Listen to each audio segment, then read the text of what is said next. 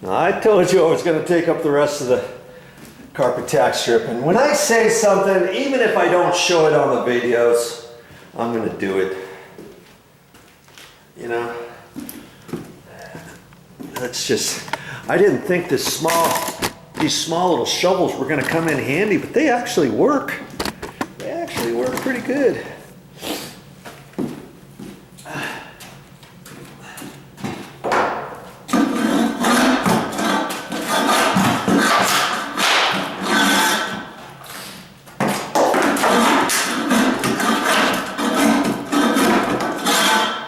A sharp tip on the shovel is key.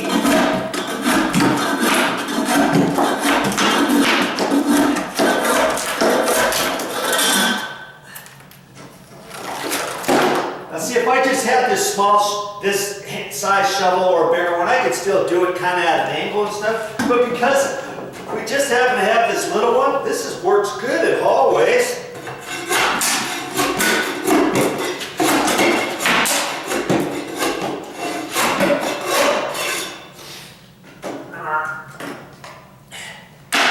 And around the doors.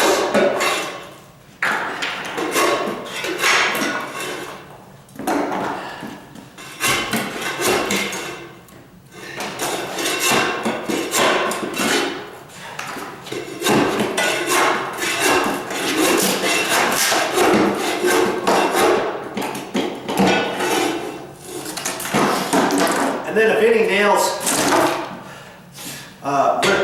if the wood rips off a nail, I got my trusty little flat bar, and I thought, I can do that at the end, but I don't have very many nails. Whenever I get a nail that's stuck, I pull it out right then and there so I don't have to mess with it later. Okay? Whew. No gym for me today. And all I had to do was this upstairs. And the closets were already done, you know, because it had that other flooring in there. Oh, I still have to do this room here, this last little bit over here.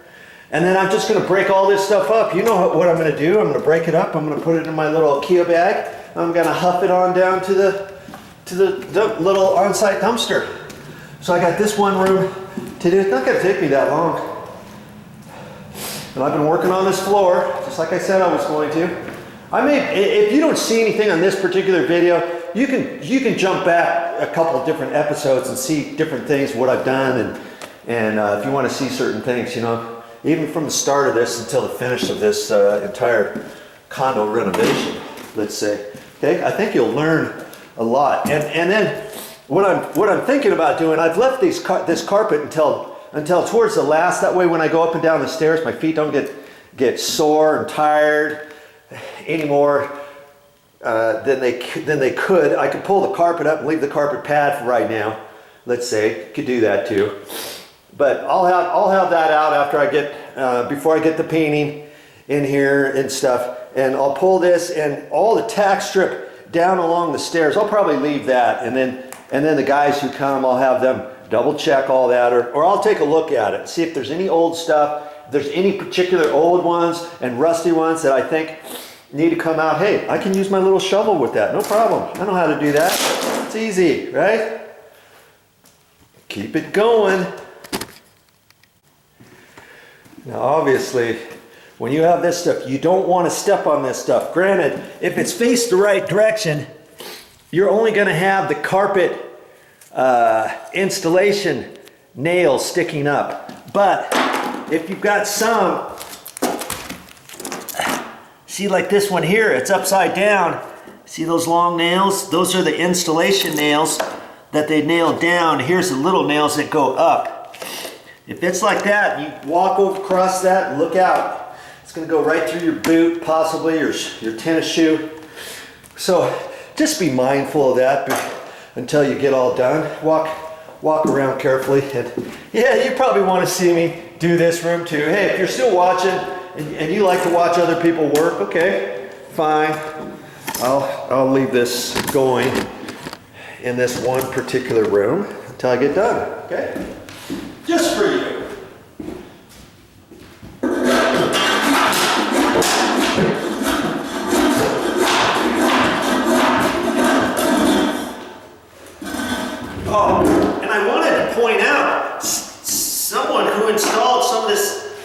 tack strip from before, I've never seen it that thin. Look how thin that is. This is the normal size of a regular piece of tack strip. Okay? Look at this. They chintzied it. I don't like that. I'm glad I'm taking it out because you have a tendency of this stuff to crack, you know, when they install it or when they start pulling and stretching their carpet on this long run here in the master bedroom. Another reason why I should be taking this up. See, this is the normal stuff. See how fat it is? Okay. Just thought you might be interested in that. I've never seen it that thin. Never. You got it all along this wall. Well, up to that section.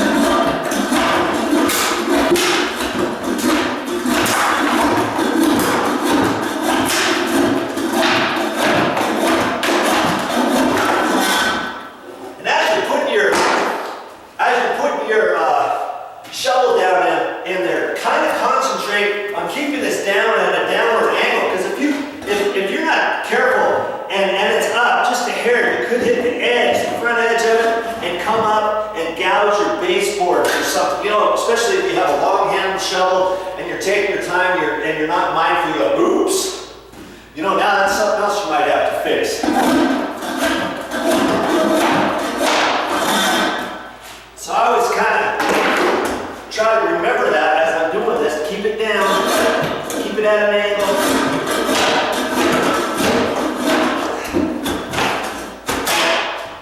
There's another thin piece. It was thick from there to about there, and then they scabbed in some thin pieces. And like I say, I've never seen the thin stuff. Never. Okay, let's just keep her going. I told you I would finish this room with you. If you're still here, thanks for watching.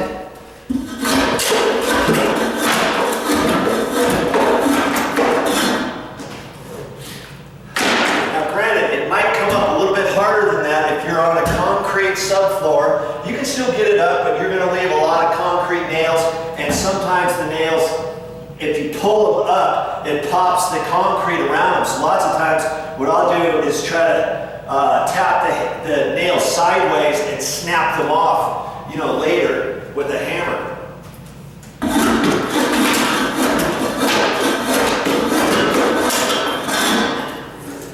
It's like child's play. It's taking money, candy away from a baby because I'm doing this. Why should I really pay somebody else to do this?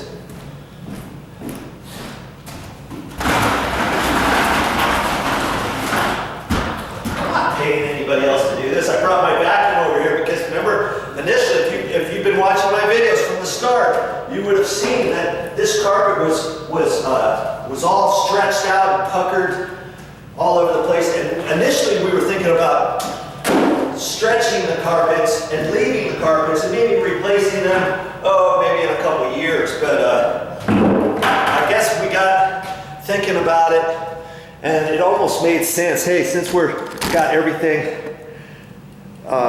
torn up, we might as well replace the carpets too, and it gave us the time to reflect and think about changing out the carpet and the planking, the existing planking to a vinyl planking in the front. That's going to look good, and now I don't have to cut in and paint all my walls and ceilings and baseboards right down next to the carpet, so it makes everything so much easier.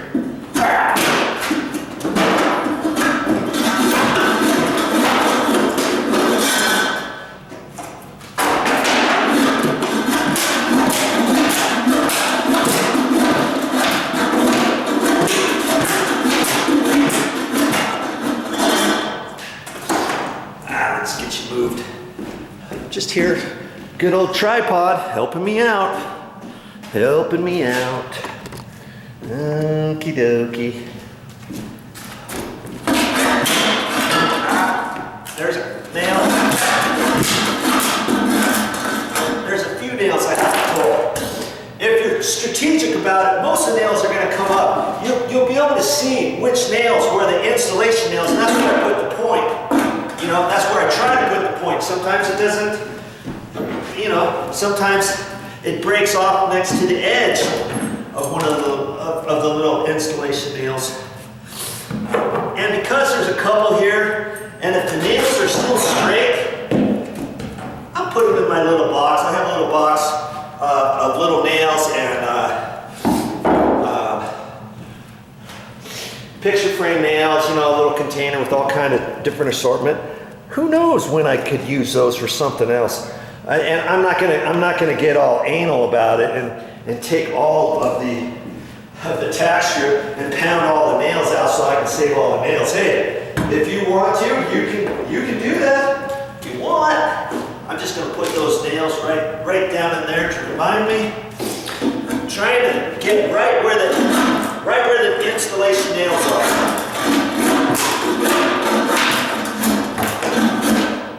Oops. Alright. Some of the OSB plywood was up just a little bit because they cut the register in the wrong place. Whoever measured, and it looks like they had a piecemeal little piece there in there.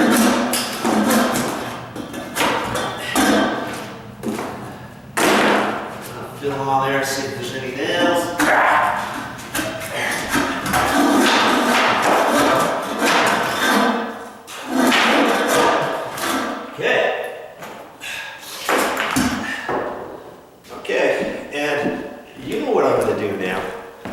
And I could pick up all of these with these rubber gloves. Look, after a while they get all pulled apart. I bought a 10-pack of these for like $6. Sometimes you can get 5-pack, 6-pack, 10-pack even at the Home Depot. And you know, whenever I see those, I can't resist. Even if I don't need them right now, I'll buy them because it's like six-pack for $5. I can't afford not to get them because I use them all the time. And I've only used these to pull up the carpet pad and the carpet and stuff like that. See how bad they are? But they're still working. I could pick all this stuff up with this, but because I've got Mommy brought her heavy work gloves, I'm just going to put those on. No, I don't have to be worried about it. It's like picking up thorny rose bush stuff, you know? So as long as I can fit it in here, I can just take this right down to the dumpster like that. No problem whatsoever. And that's how I'm going to do it. You don't have to cut this with a skill saw or anything. It generally snaps off wherever. Okay? So I'll do this. I'll pick up all that stuff. I'll go throughout this room because I don't want to leave this stuff. As soon as you get this stuff down here, now's the time to get it thrown away.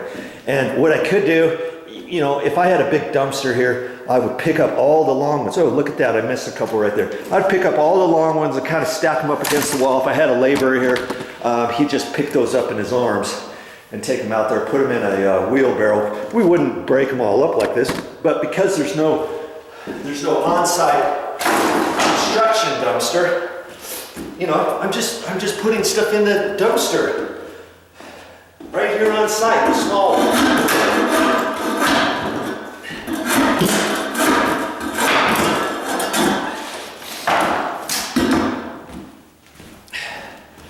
And I'll just stack it in there, and I'll get them all picked up, and I'll get all of these in this other room picked up. Nice little workout for you. It's not that stressful, it's not that hard to do this. You can do it yourself, save yourself some money, save yourself some aggro, and you can check out the floor, check for squeaks, check for urine marks from dogs or cats. I mean, all kinds of stuff I can do because I'm doing it myself. And remember, I was telling you about this vacuum. I brought the vacuum because initially we were going to save all the carpets to stretch them out, and so I've been vacuuming a little bit and stuff, and it comes in handy. But I'm glad I still have it here because I use that up on this top landing. Even if I knew I was gonna take out the carpet, still good to have the vacuum on the ready with the attachments and stuff, because after I swept down the ceilings and the walls and scraped up a little bit up there was all kinds of accumulated dust up there when the cleaners came before we bought the condo.